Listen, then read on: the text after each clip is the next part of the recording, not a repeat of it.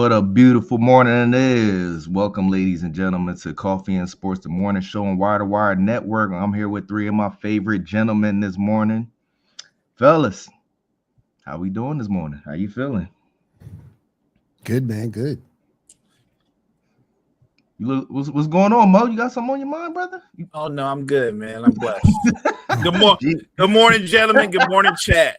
Good morning, y'all. I'm just sharing stuff out. You know me. All right. Uh, We gonna start with my man Will. What you got for us today? All right. The first thing I want to talk about was that subpar Raw show from last night. Mo, I know you probably watched it. It had some highs, definitely had some lows. We're gonna get into it. The first match I want to talk about was Kari Zane versus Roxanne Perez. And I gotta give Roxanne Perez some credit. She's really, really coming up there. She established herself in NXT. Now she's established herself on the main roster. Mo, I know you kind of been watching NXT and WWE a little bit. What do you think about her rise to quote unquote stardom on that main roster? She's a natural talent. She's one of those probably that can go between heel and face, but I think her strength is as a heel. Yep. She's going to be the girl you love to hate because she's gifted in the ring too. So I enjoy watching her. She brought some life into the Judgment Day because they were done. They were getting stale. They definitely were getting boring. And it's going to be fun to see when Liv comes back from injury. But last night she did get the win versus Roxanne Perez. Had some help from Asuka, and it's good to see that. Looks like we're getting the Kabuki Warriors back. That's always an awesome thing to see. I love Asuka. I love Kari Zane. And I know they've been wrestling WWE for a little bit, but that Joshi style is just amazing to me. Next match we're going to talk about very quickly. Hey, I'm gonna skip that for a second. I want to talk about that Goldberg promo real quick. With Gunther. That thing was stupid. Oh my God, it was so bad. That was so So bad. It reminded me of a Goldberg match. Like I wanted them to talk for like 2 minutes. Like you need just a conversation. He smacks the mic out of his hand and just, oh God, hit me. And then it's like a slow motion punch. You got to make sure you don't punch Goldberg. Oh, I think it's blocked, and then Goldberg hits him, and he crawls out of the ring, and then all you hear is 5 days. You got 5 days, and that's it. That's the whole promo. If you didn't watch last night, you're welcome. I gave you the whole thing. Literally. it was trash, Bad. man. Oh my God, it was trash. The one thing I will give Goldberg though, at least he didn't come out limping this time. He didn't. Right. I'll give him that. He didn't limp. That's how low the bar is set. He didn't limp. He didn't limp. That's how low it's set. I mean, it looked like the old man Terrible. saying, "Get off my lawn." That's what it looked like.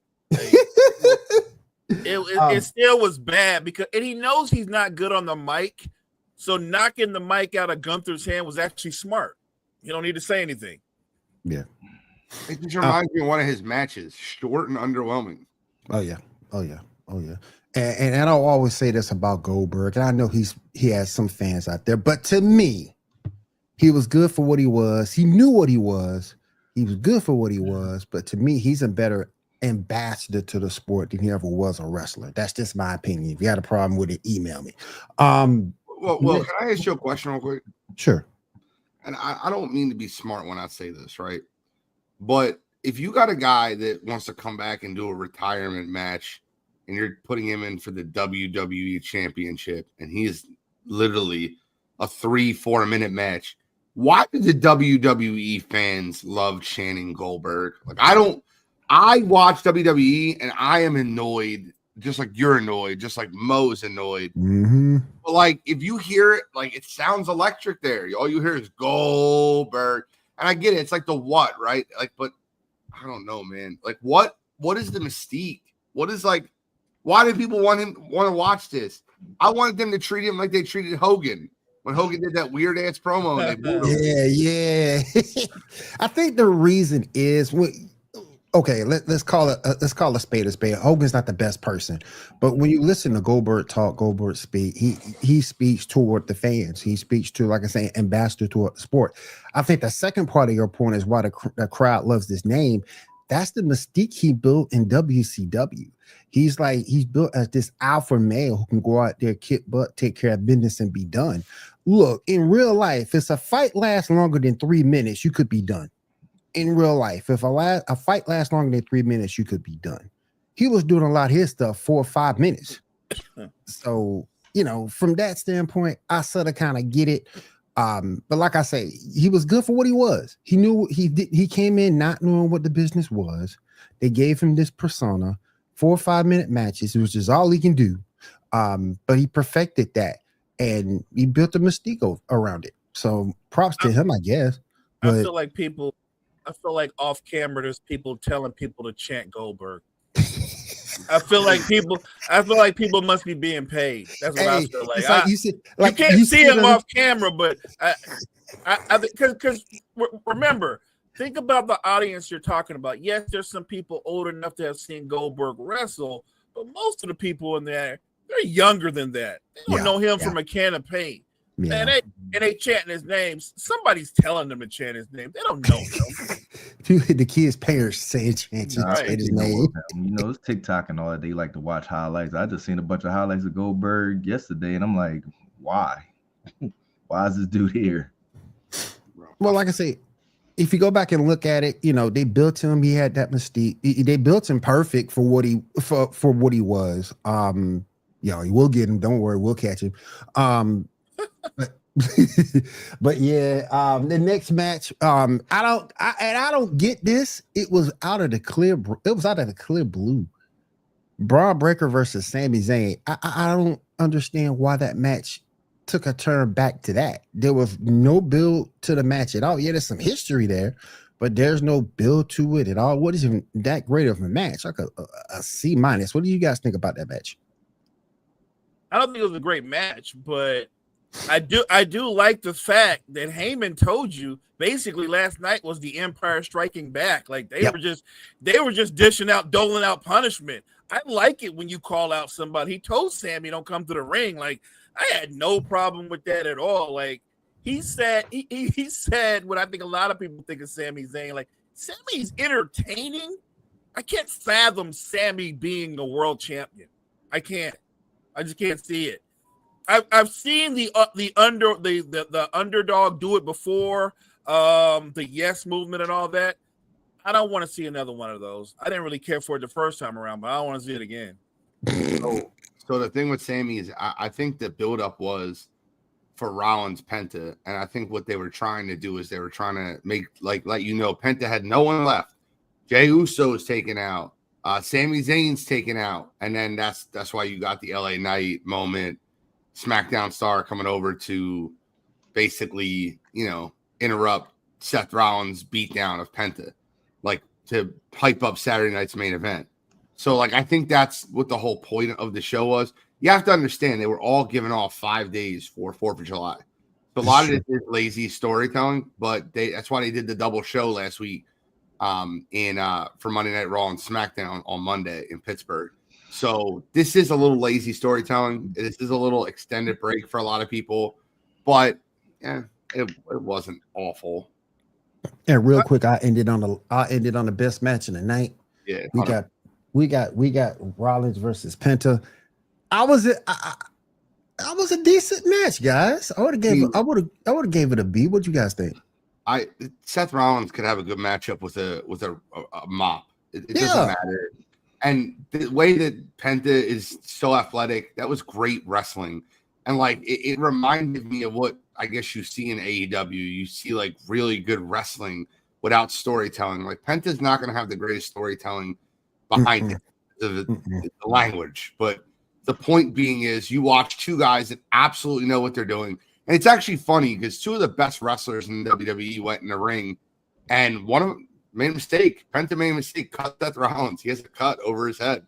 But at the end of the day, Seth played it perfectly, used Penta's mask to wipe off the blood. It was great back and forth. It was very good wrestling. Great finishes, counters, just great overall wrestling. I give that match an A-. And for two guys who've never worked together before, that they looked like they had that chemistry out there was amazing. Mo, what did you think, real quick? You know what? I'm kind of sick of Penta's hand signs too. I want somebody to break his fingers. I'm kind of annoyed with him too. I'm sick of this. I want somebody to just spend the whole match working on his fingers, so he can't do that anymore. I'm sick of it already. And then to top it off, the guy that I like the least interferes at the end. I mean, of all the people to come out and save the day, LA yeah, night. That just ruined the entire night for me. Like when I hear Sami Zayn is out indefinitely, how come LA Knight can't be out indefinitely? Don't do it, man. Man. Hey, let me ask you this real quick. Do you guys think LA Knight and Sami Zayn are like in the same boat in terms of not really being perceived as a world champion? Yes. Yeah. I think they're kind of in the same boat. One word, that one. Yes. Yeah, I think they're in the same boat. Thank And you. I don't think it's their fault. I do. You do? Yeah, personally, not everybody's meant to be a champion. I hate when people like you know who's the best at that? I'm not kidding with you. What's the Secret Harvest? What's her name again? Chelsea Green. She understands she's not going to be a world champion. She's like, it's not my lane. That's not who I am. I'm a mid card, intercontinental US storytelling. Like she 100% understands that Charlotte and Bianca and Jade and Rhea, they're like people that should be world champions. Their stature. Plus another thing too that kind of hurts LA Knight just a little bit. He's over 40. He's a knockoff Stone Cold Rock. He's a hybrid knockoff of Stone Cold plus The Rock. But Mo, I get where you coming from on that hate, brother. I get where you coming from. So I'm not mad at you about that. I'm not mad at you. Is it hate? Is it hate? Yes. I don't think it's hate. Yes, it's hate. You're allowed to not like the guy. Oh man, but that's all I got this morning, guys. Gene, what you got for us this morning, big dog? Well, I just have one thing. Last night, the Philadelphia Phillies played the San Francisco Giants. And I am not like one of those people that's just a complete conspiracy theorist. I'm not. I'm just not. It's a 1-1 game in the 8th inning. And I'm going to be honest with you, man. This shit can't happen in Major League Baseball. So I'm going to show it to you, and we'll have an opinion afterwards. 0-1 to Harper on that pitch that was out of the zone. Wow.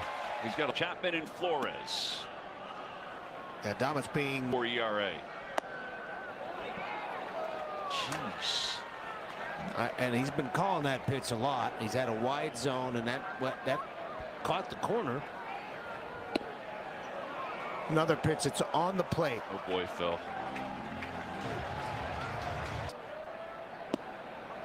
Another. That's also a strike.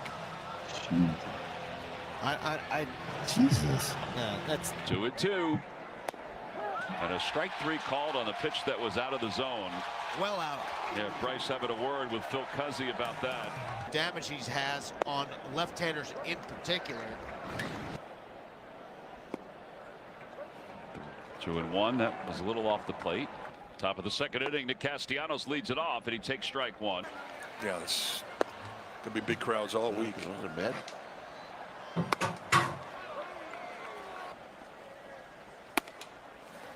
So you get the point. You get the point. I give you a full minute of it.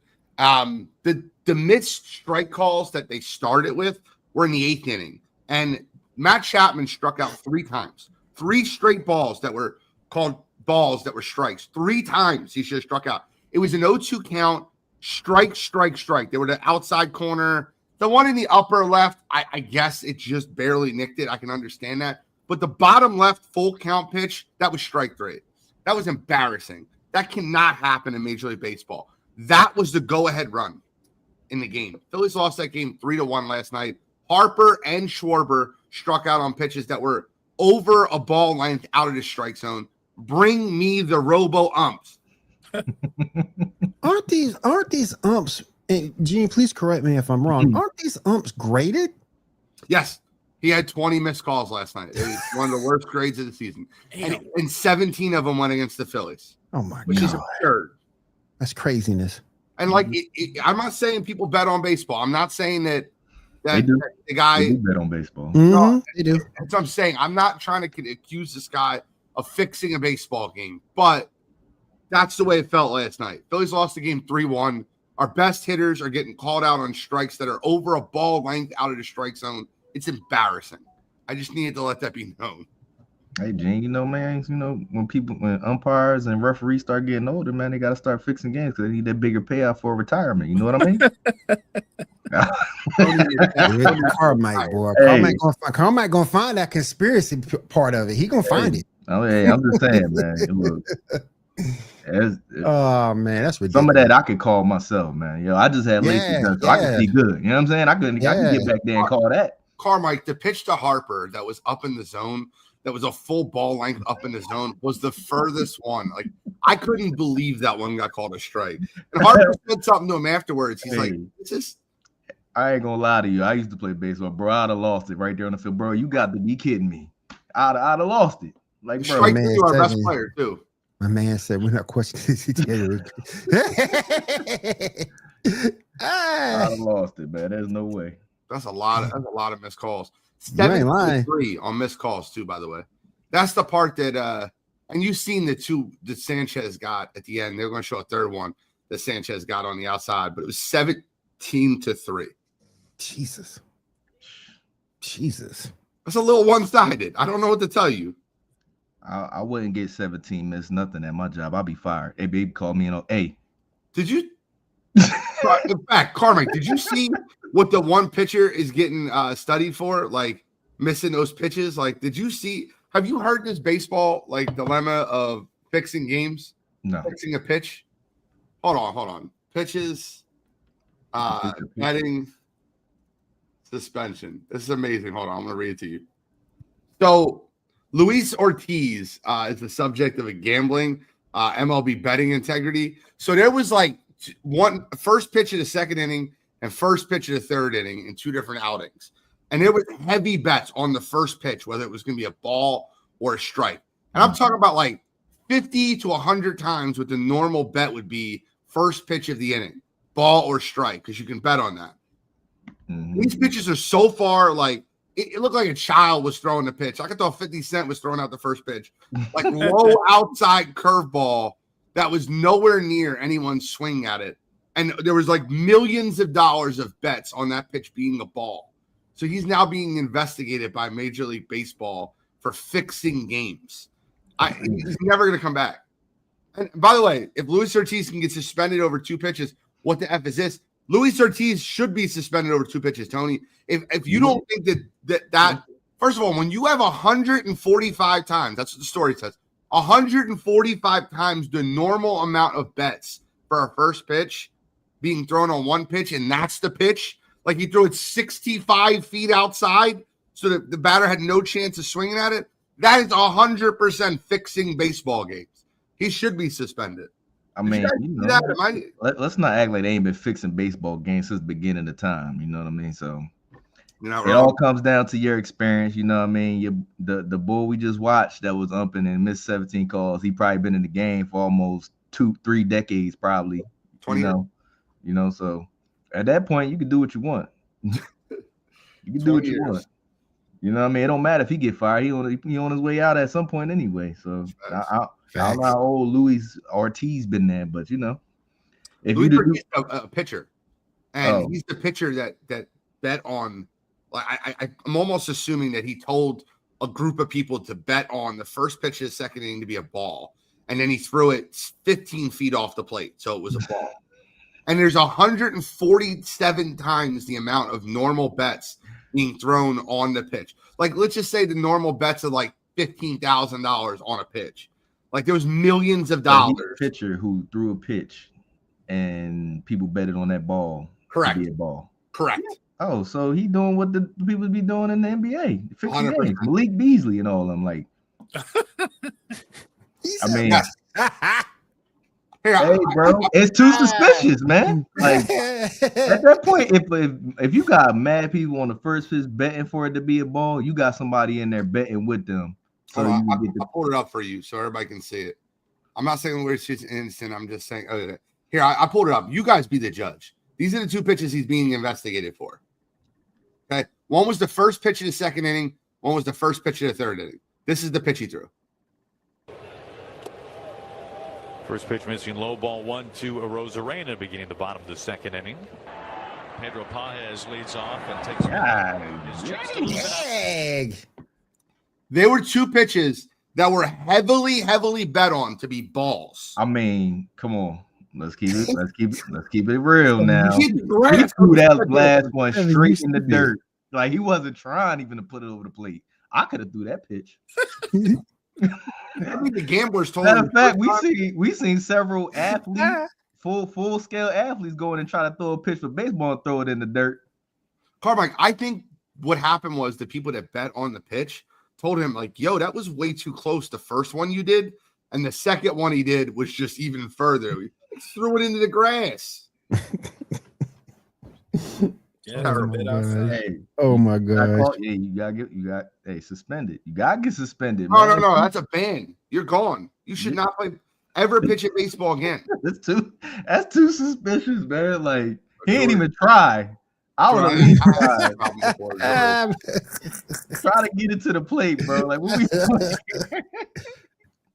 straight into the dirt is crazy, man. That's craziness. Some entertainment this morning with these. That's craziness. Oh my gosh. Hey, Jory's right though. She said if you're betting on a pitch to be a strike or a ball, go use a hotline. Jory, I had this problem before. Let me just be very clear with you. It is a shitty problem. It's not. I called the hotline. I'll admit to you very, very simply. I had an absolute gambling problem. If you gambling on whether the first pitch is going to be a ball, that's beyond a gambling problem. Like if you making that bet, you already in some kind of debt. That's more than a gambling problem. Bro, I bet on what team would score first in the NBA. I had a problem. No, a lot of people do that. Like I'm glad you got over that, boy. I'm glad you got over that. At an all-time high, man, because they give you too many ways that you can get it. There's way too many apps for people to bet. Hold on. You even got people yelling at the game. I heard somebody yelling at Brian, yo, I need you to get one more rebound, bro. At the game? If you feel bad for my gambling addiction, there's my cash app. I appreciate donations. Thank you. It was good. Hey, Mo, I need to talk to you, bro. What is going on, bro, with the Lakers? What is going on, man? I need answers, man. Pick up Ayton, you know what I'm saying? They talk about moving on from LeBron, yo. I think that'd be a lot of backlash for the Lakers if they go ahead and trade LeBron his potential final years of the contract, man. But I need to know what the F is going on with this offseason. Talk to me, man. Isn't this what goes on with the Lakers every offseason, right? It's high drama about nothing. It's a lot of drama, but it's about nothing. You get a big brand, and the Lakers are the forever soap opera. So rather than talk about the teams that are actual title contenders, the Lakers get a lot of hype throughout the year. And now the excitement is, even though it's not going to happen, LeBron James isn't going anywhere. Not going anywhere. If he wanted to go somewhere, he wouldn't have opted in for the $52 million. Mm-hmm. He literally had the power to leave if he wanted to leave. He's not going anywhere. So the rumors about him, it would take something cataclysmic for LeBron James to get moved. The Lakers and Rich Paul, they all in cahoots because Rich Paul say we gonna opt in, but we gonna see what happens with the offseason. Right, but why do you, if that's the case, then why do you opt in? Like if you wanted more leverage, you don't opt in. You wait and go, hey, they didn't make any moves, or they go, the biggest move you make is Ayton. I don't think I'll be opting in. So I don't understand the strategy. You can't do one thing then turn around and go, well, LeBron's monitoring the situation and he wants to maximize his final years in the league because he wants to compete for a title. He doesn't want to, not that guy, because he's the guy that said that it's not about titles. So what does he care?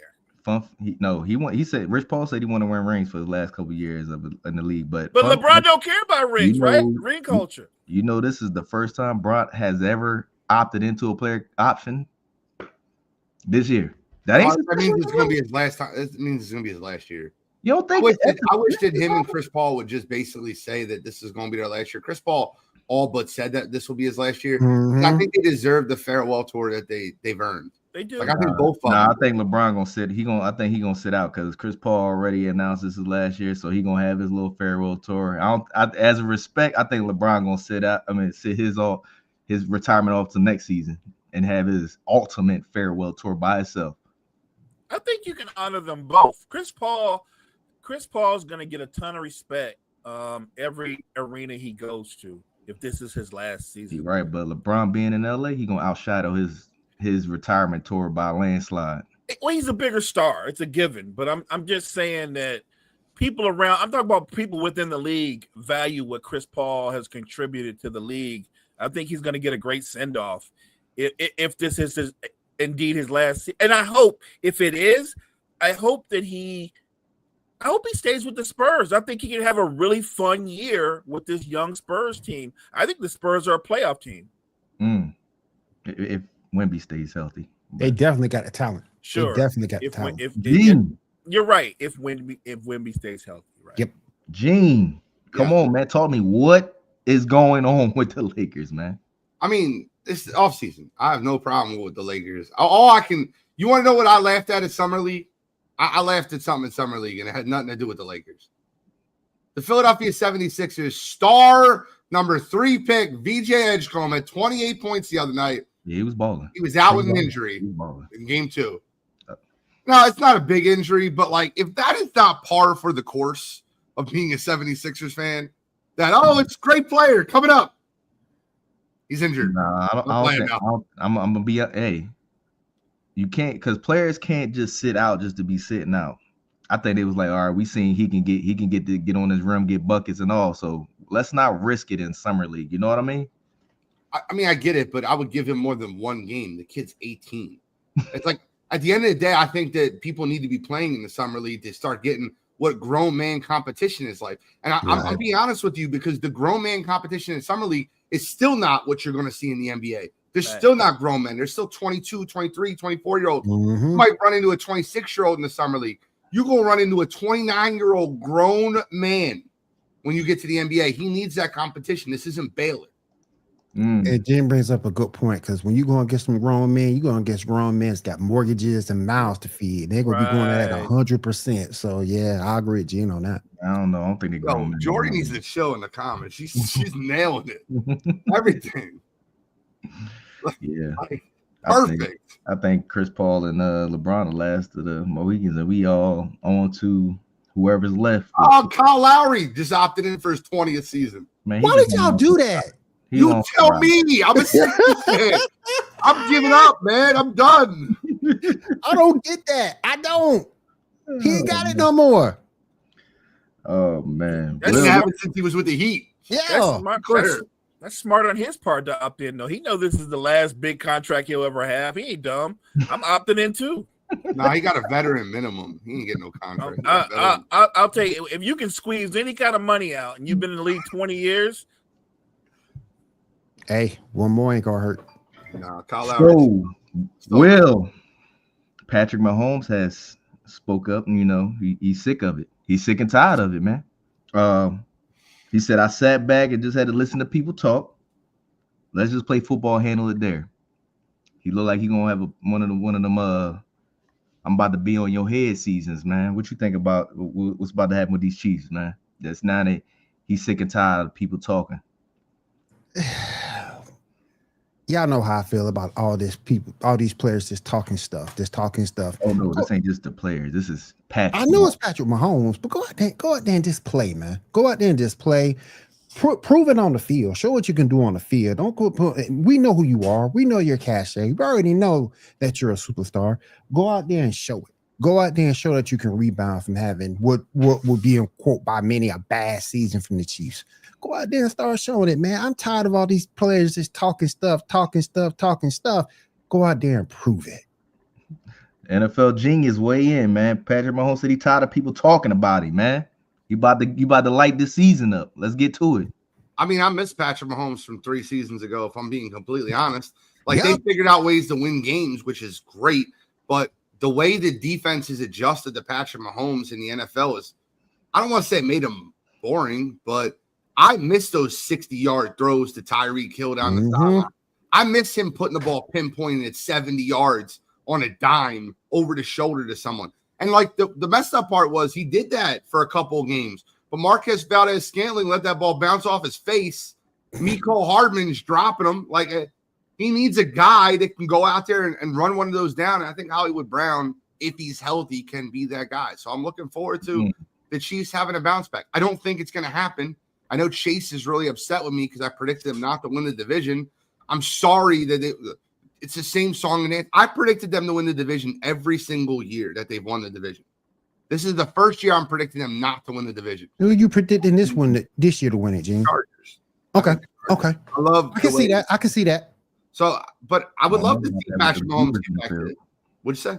I don't know about that with them zebras on the field. You're right, but we'll see. I think that Jim Harbaugh has a lot of cachet to begin with.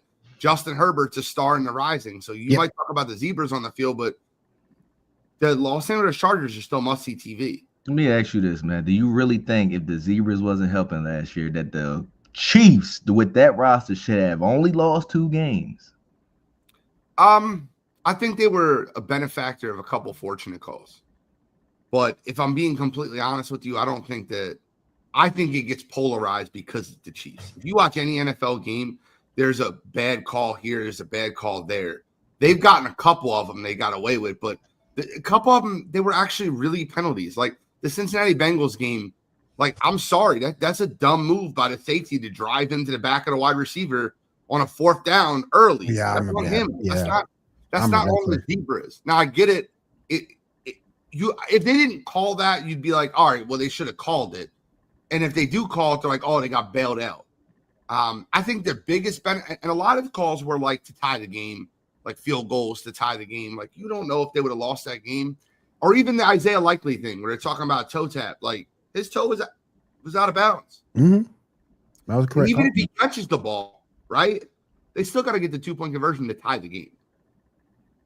My thing is overhyped with the officials. My thing is your job as the opponent of the Kansas City Chiefs or any other team is to go out there and beat them. You don't depend on a referee for trash, for nothing. You go out there and beat them, and that's what teams failed to do. That's what teams failed to do. Huh? Old school boxing, right? In order to beat the champ, you got to beat the champ. You got to beat the champ. Yeah. Mo, how you feel about these Chiefs, man? And Patrick Mahomes, Joe, he's fed up right now with the talking. Look, he's entitled to feel how he feels. But if you're really watching the Chiefs, it's one thing for him to say that, but he's ultimately at the mercy of his offensive line, and they're not that good. So he might think like he's gonna be on a mission to like destroy the league. But if that old line is shaky, they're gonna be a middle of the road offense at best again. They have some talent on the outside, but they don't have nothing impressive in the backfield. Like I said, Pacheco's a good running back, but we were just talking about running backs yesterday. You know whose name we didn't mention? We didn't mention Pacheco for a reason. He wasn't even in honorable mention. Because he's just a guy. And you can find just a guy anywhere. There's nothing special about him. So I'm just saying. I mean, Tom Brady never have dominant running backs like that. I think he had like one here and there. He had Corey Dillon. Corey Dillon was the best player on that team that year. He was more than solid. He rushed for 1,600 yards. He was their offense. Yep. Right, but you remember that Super Bowl with Deion Lewis? How he was dog walking that who was it? I forget that DB that was guarding him. He was just killing him. The running back receiving. You don't remember that one? I think that was the big 28-0 run. You're talking about versus the Falcons? That was James White. Was it James White? Yeah, if you're talking about versus the Falcons. You talking that 23? Yeah, that's James White. Yeah. That was James White. Yeah. Deion Lewis had a ridiculous game versus the Eagles, but the Eagles ended up winning that game.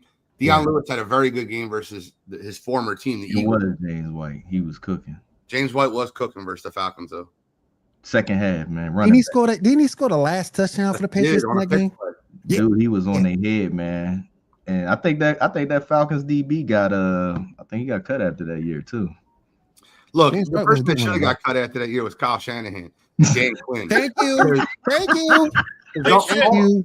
I've been saying that forever. Oh, listen, it's 20. Listen, you're up 7 points. Julio Jones makes one of the most ridiculous catches in Super Bowl history.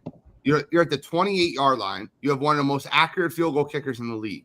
If you kneel the ball 3 times, kick a field goal, go up 10, the Patriots get the ball back with 1:20, no timeouts, and down 10 points. And they did some of the stupidest play calling I've ever seen.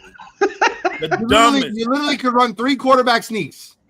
Fellas, I want to get into the top 100, man. They starting to drop it, man. Let's talk about it, man. You know what I mean? They got Ladd McConkey sitting at 100. Is that too low for him, given the season he had? Mo, I'm going to start with you, big dog. I think it is too low because I think all things being said with the offense that they're going to have this coming season, I think McConkey's going to be a Pro Bowl, be in the Pro Bowl again. Like he's got some dog in him. Yeah, in a Jim Harbaugh offense it's gonna highlight the run to set up the pass. McConkey's a playmaker. He's a playmaker. So I think 100 is kind of low. Gene. I mean, I don't know. It's you gotta see the rest of the list. 1 year. No, seriously, it's 1 year. Are there guys ahead of him that shouldn't be ahead of him? Like I think Tua is like 92. Oh, you get 91 early, baby. He was 91, I think. My point being is he better than some of the guys ahead of him? Absolutely. But are there some guys that aren't on the list that could be on the list? Sure. And I don't know if Jalen Waddle's on the list, but I would take Jalen Waddle over Ladd McConkey right now. And at the end of the day, I don't think 100 is too high or too low. I think I've played 1 year in the NFL and I'm making the top 100 list. That's a good thing. Will. I think it's fair because he is a rookie. And we have to see what more he can do to be higher on that list. But to be on that list as a rookie is pretty good. Will, Mr. Drake London cracks the top 100 at 97. Come on, talk to me about it. I don't get it. I mean, don't get me wrong. Don't get me. He had a decent season, but I still don't get it. I don't know if it's a thing where every team's got to be represented or what, but every team. I just don't get. I wasn't a fan of this guy. I'm not a fan. So if I come across a hater, then so be it. But I saw that he had a decent season. I'll give him that. I just don't get it. Mo. Drake London at 97. I think Drake London is a pretty good player. I mean, his problem is he's not the most durable dude on the planet. But exactly, I don't want to say that he can't play. I think he can play, but I don't. Is he going to be one of these guys that's going to have a Mike Evans like career? I don't think so. I don't think we're going to be talking about him 10 years from now. Like, look at the resume Drake London is. He seems like one of those kind of guys that's going to have a very short NFL career. It's not that he can't play, it's just that he won't play for very long. It's coming up like he's gonna have a cup of coffee in the league and that's it. Right. And there's nothing wrong with that. Some guys have long productive careers and some guys have a 4 or 5 year window and then we don't hear from them again. Right. Drake, Gene, how you feel about Drake at 97? I mean, it's fair. I actually think he's a little underrated on this list. I don't like Drake London. Let me be very clear when I say that. But he had 1,250 yards last year. He did. 1,250 yards last year. You should be a top 100 player in the NFL. But all that being said, if you were given pill A and pill B, and one pill was Ladd McConkey and the other one was Drake London, I'm taking Ladd McConkey. But let me just be very clear when I say this. Drake London, you get 1,250 yards with Kirk Cousins off a bum Achilles and a rookie Michael. I can't say too much. I think I'm fine with it. I'm fine with it. I think he actually should be higher. So let me ask you this though: do you think that Drake should be ahead of Aaron Jones, who's sitting at 98? Gene? Yes. What? Aaron Jones is balling for the Vikings, man. Wait, the backup QB. Aaron Jones, the running back.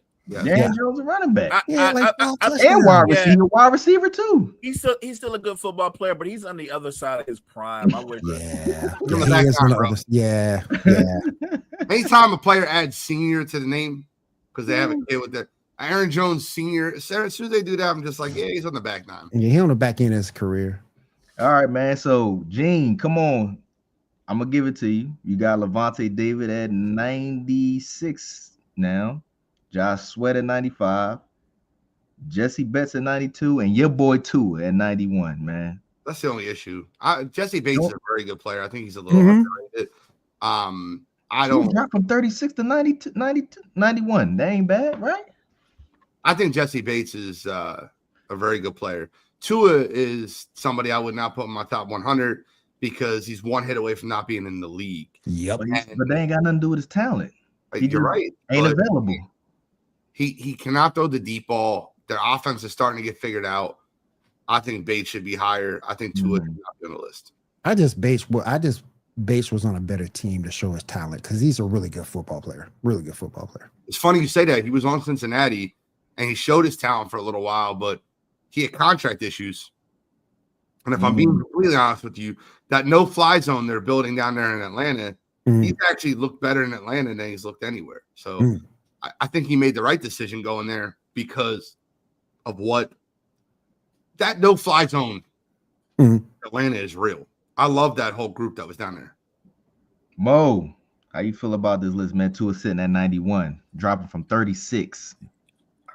I think Tua, even though he's still a young man, you can make the argument he's on the back end because, like Gina alluded to, like Tua's he's a hard wind away from not playing football anymore. Like when you're that fragile, and look, even if you say he's healthy, he's a dink and dunk quarterback. Like he lives in the 10 to 15 yard range. Like he throws short, quick passes, and then his wide receivers make plays in space. But if you jump routes and you make them go deeper, like people do when they really get up on Miami, it changes everything. So I think if Tua is your quarterback, you're limited in your success. Like I think he's already shown you what he can do for you. He's good enough to get you to the playoffs. He's not good enough to win a playoff game. And just to add on, he had 19 passing touchdowns and he had 14 turnovers. He had 7 interceptions and 7 fumbles. Like, not only, and it was not durable. He missed 6 games. So, like, I just don't understand how that makes you into a top 100 player. Will, I want to talk about the NFC quarterbacks, man. Who do you think is the top quarterback in the NFC heading into the season? Wow. As a conference? The whole NFC conference. Who's the top quarterback, man? Oh man. That's tough. I'm gonna get up. Give me a second, Gene. Right, I'm gonna move it to you, Gene. No, hold on. Gene's the NFL genius. We're gonna wait. I'm gonna get who do you think is the top NFC quarterback and going into the season? I look at it 2 ways. Are you a winner or are you a numbers guy?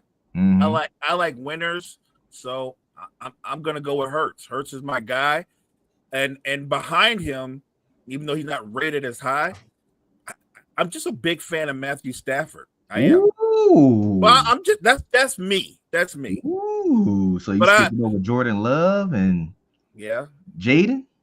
Yeah. I like Jaden. It's not hate, but Jaden is in the same box as all the other rookies. This is year 2. Let's see what Jaden does in year 2. That was tough for me because I was looking at Hurts and I was looking at Jaden Daniels, and that's a good point. I do want to see what Jaden can do in year 2. Gene, who is your top quarterback? Don't be biased, man. I've given my top 10 list multiple times. Jalen Hurts is number 5 on my list. He's number 1 in the NFC, followed by Jaden Daniels, Matthew Stafford, Jordan Love, Baker Mayfield, Jared Goff. Like, and that's your order. And then you can throw in Dakota Rain, Prescott, and Caleb Williams right after that. But it's Jalen Hurts right now. The guy won a Super Bowl MVP, and people are still discrediting him. It's insane to me. Well, you know why they discredited him? Because respectfully, his team is loaded, and they're penalizing him for that. Well, they penalize him for his team's loaded, and then they talk about he can't throw the football. Well, if the team was loaded, then why does he have 2,000-yard receivers every year? Right. Let me ask you this, Gene. In your opinion, can Caleb overcome Dak in your rankings this season? Of course he can. The problem is Caleb hasn't done that yet. I have to see what Caleb does with Ben Johnson.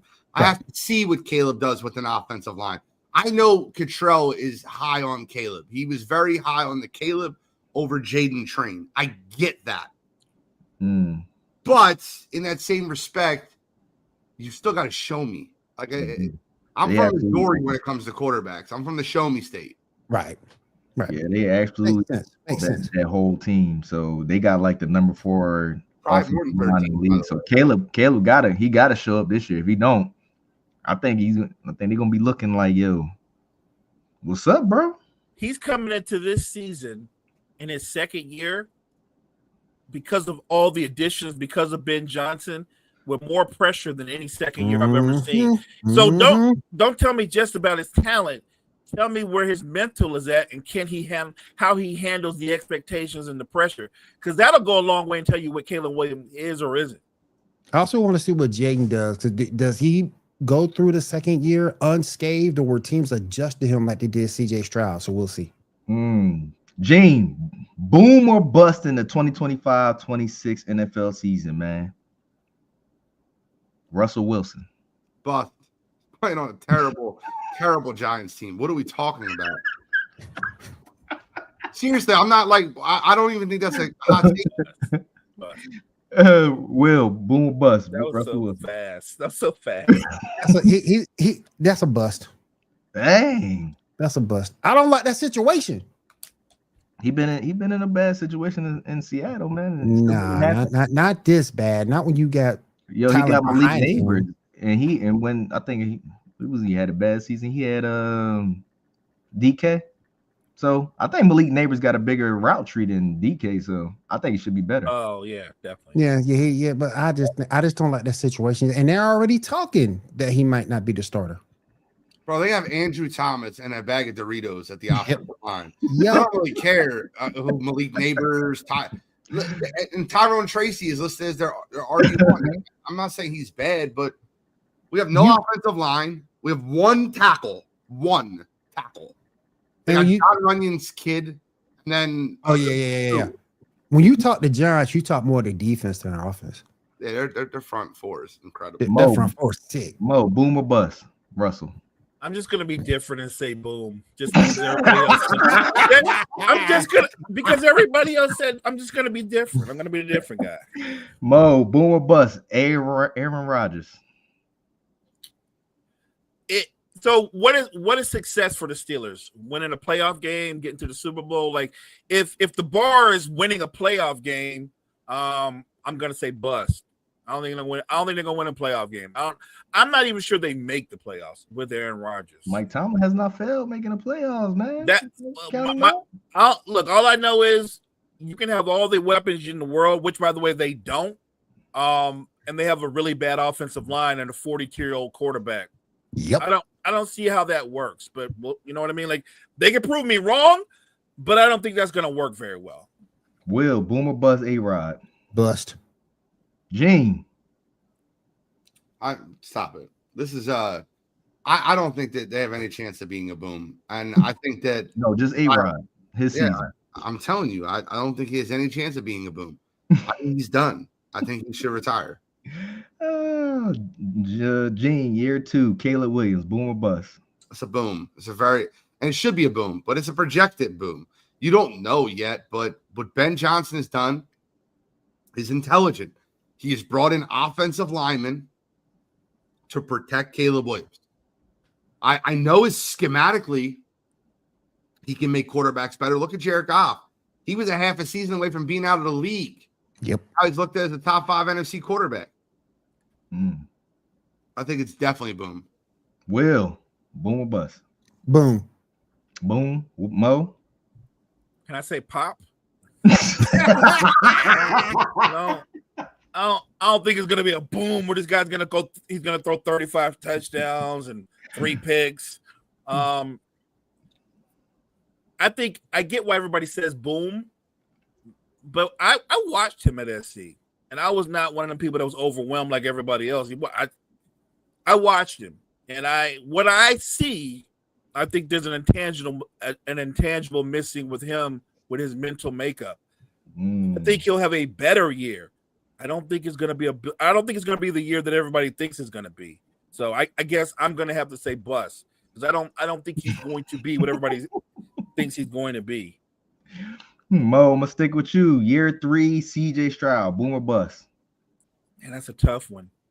He was he wasn't awful last year, but he wasn't great. And that's because the bar was set so high after that rookie year. But I like Stroud. I think Stroud will figure it out, so I'm going to say boom. Gene. This is where I'll say pop, because I don't think it's going to be bad. Yeah. Any team that you have, and I mean this, right? Any team that you have that's starting Cam Robinson as your left tackle, I don't trust. I don't understand. You traded his best offensive lineman in the offseason, and he was one of the most sacked quarterbacks in the league. That shit matters. You don't have an offensive line. Anybody can look human. Go back and watch that Chiefs-Bucks Super Bowl when Patrick Mahomes was missing half his offensive line. Any quarterback can look human when their offensive line is not there. Yep. And I think that CJ will pop. I think he'll still be good, but like I can't say boom. Will. Here's my pop. It's going to be a pop. It's going to be a pop. Sticking with you, Will. Year 2, Jaden Daniels, boom or bust? I want to see. I think it's going to be a boom, baby. Give me a projection. I think it's gonna be a boom for him. He's coming into it's a decent situation, so I think it's gonna be boom. Gene. I mean, compared to what he did last year, it's not going to be a boom. It has to be a bust or on par, because you think he's going to take a step forward after last year? No, it's not what happens in the NFL. Sophomore slumps happen. People adjust to what you do good and what you don't do good. And if his boom is NFC Championship game, I'm good. I'm not going that high. I think that he'll have a come down to earth season in which he's good, not great. Mo. Yeah, I'm going to say bust too. His numbers might be the same. His numbers might be the same as last year, but I don't think the team's record will be as good. And anybody in the chat that mentioned the name Deebo Samuels, you're not helping it, man, at all. You're not making a case. You're actually making it worse. I still say I was the better receiver in that 49ers offense, but I get hate for that, but whatever. And they still ain't signed Terry McLaurin yet. So Nope. We need to sign him. Last one. Year 1, JJ McCarthy. I mean, technically year all his stats are telling you that it should be a boom. I think he stinks. I do. Like I and it's like everything in me, like every Justin Jefferson, he's got Jordan Addison, he's got a really good coach. They got a good defense. They have a good offensive line. Everything tells me he should be good. He is set up for success. I think he stinks. I do. Will, boom or bust, JJ? Short-lit fuse. I don't trust. I don't trust him as a quarterback at all. There's something about him to me that's just missing, and I don't like it. It's going to be a bust for me. Mo. You know what? He kind of reminds me of a guy back in the day that played quarterback, that it wasn't always pretty, but he found the way. He reminds me of a young Jim Harbaugh. I'm going to say boom. I think JJ is as good or better than his predecessor from last year. So, Will, you need a starting quarterback, mediocre edition. Desmond Ridder, Anthony Richardson. Damn. Are you allowed to run the wishbone? I don't like either guy, but if I gotta start one, Anthony Richardson. Gene. I mean, I can run Navy's offense with Anthony Richardson. That's not a mediocre. You're giving him a super compliment by saying mediocre edition. Like this is not mediocre edition. This is borderline shouldn't be in the league edition. I'll go AR because I can run Navy's offense with it. But I love how you categorize Richardson, Gene, because if he was like a slash type of player, I think that would be his Taysom Hill type of player. That'd be a good role for him. Desmond Ridder stinks at everything. Richardson. If he don't tap out on you, I don't know. Mo, who you going? Ridder, Richardson? I'm taking Richardson. I mean, look, on the spectacular, it's not even close, but he's just the better option between two bad options. Right. Next one, Mo. Sticking with you, Mac Jones, Drew Lock. Because of where he's at, I'll go Mac Jones. No, this is gonna be your team. This is your quarterback. I know. You don't know what's behind him. What you take with? I'll take Mac Jones. Mac, Gene. Drew Lock's got the better arm. Mac Jones is the better decision maker. I'll always take the better decision maker over the better arm. It's like asking me if I want Tom Brady or Jay Cutler. And I know that's not who these guys are, but I would take Mac Jones. Tom Brady. Yeah, that's actually a great comp because Jay Cutler's got an incredible arm talent. Incredible arm talent. Jay Cutler's arm was incredible. Yeah, it was. Will, who you going with? Jones. Going with Jones? Yep. All right. I want to talk about the top 5 offensive lines heading into the 2025 season. Will, at number 5, the Indianapolis Colts. How do you like this? I like it. That's a good play. That's a good spot. Gene? No issue there. Mo? It's the reason why if Danny Dimes can play halfway good football in terms of not turning over the football, the Colts will have a shot in that division. They've got a good running back. They have talent on the outside with Pittman and company, and a good offensive line. Yeah, they're where they should be. Gene, Chicago Bears at 4. That's too early. They're not 4 yet. I'm sorry. Pro Football Focus gave them 4, man. I don't care what Pro Football Focus gave them. You got a lot of moving parts in that situation. I'm not putting them top 5. There's better offensive lines in football. There's tons of them. I don't know who's ahead of them. I haven't looked at this list, but there's at least 6, 7 offensive lines I would take over the Bears. Okay. Will? We're talking about the Bears. I want Bears at 4. I want to see it first. I want to see it first. Okay. Will, number 3 is the Buffalo Bills. Offense line. It's a decent spot, I guess. Gene? Once again, this is another. I don't think they're top 5. And the way Josh Allen was running for his life behind that offensive line all year, it's funny. They're actually a good run blocking line. They're just not a great pass blocking line. Facts. And I don't have them in my top 5. Mo? I don't think the Bills have a top 5 offensive line for that reason alone. Like Gene said, look, they do a good job for Cook and company, but yeah, Josh Allen is running for his life all the time for a reason. They're not a top 5 offensive line. All right, real quick, Gene, 2 and 1. That number 2 is the Broncos, and number 1 is the Eagles. I mean, that's the team that's glaringly missing from this list are the Baltimore Ravens. The Baltimore Ravens should be on this list. Listen, I have no problem. Broncos, Eagles, both top 5 offensive lines. Mm-hmm. And I don't care who you have above who. The Chargers are missing from this list. The Ravens are missing from this list. The Buccaneers are missing. Chargers are at 10. Damn. What? Damn. 10? Really? The crazy part about the Chargers is this, right? Chargers at 10. Mekhi Becton was ranked the top 10 guard in football last year for the Eagles. He's starting for them at guard. And they have the second best group of tackles in football in Joe Alt and oh my God, I don't know why I'm drawing a blank. I'm drawing a blank, but very, very good tackle in football. You want to know where your Ravens is at? Where? Where are the Ravens? 17. That's crazy. Heck no. It's not my Ravens, by the way, but I don't think they're 17. I'll take them over Buffalo. I find that hard to believe that they would be that low, especially when you see the offense that they run. They run a lot of RPO. Derrick Henry is a north-south running back, and he's killing it. And it's not like he's running through dudes at the line of scrimmage. I mean, he can, but 17th? All right, let me run down the list real quick before we head out of here. At 10 is the Chargers, 9 is the Jets, 8 is the Falcons, 7 is the Vikings, and 6 is the Buccaneers.